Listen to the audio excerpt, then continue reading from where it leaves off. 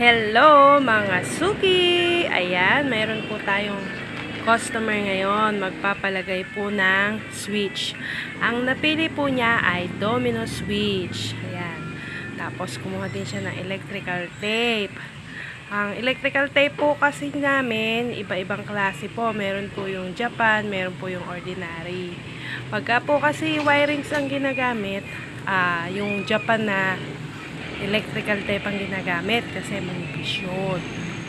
Ayan naman po yung Mio, nalalagyan po ng domino switch.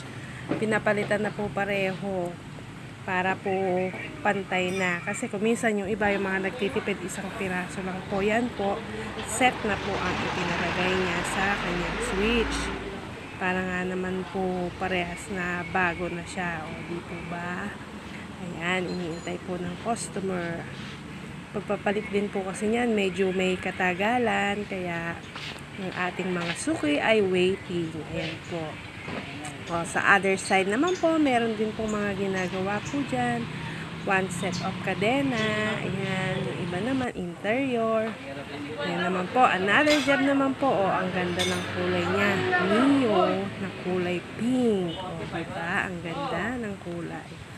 Ibang kulay. Ayan naman po, yung motor na yan ay badya. Opo. Ayan naman po sa Mio, ang ginagawa din po dyan ay switch. Kadalasan po kasi sa mga Mio, madalas masira ang mga switch, lalo na pagka hindi dekalidad ang pinalalagay nila. Kaya kung minsan yung iba, mga original na para matagal masira. Ayan po yung badya. O, tingnan nyo naman po.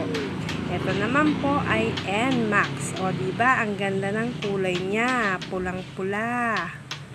Blazing red. O, diba? Ang tapak ng pagkapula niya. Ang kintab.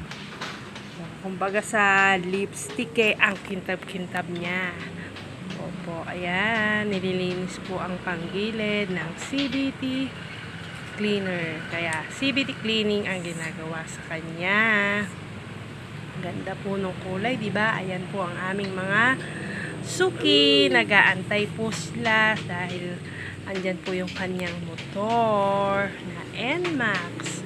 Tingnan nyo po ang ganda ng seat cover niya. Yung mga ganyan po kasi, kung minsan mga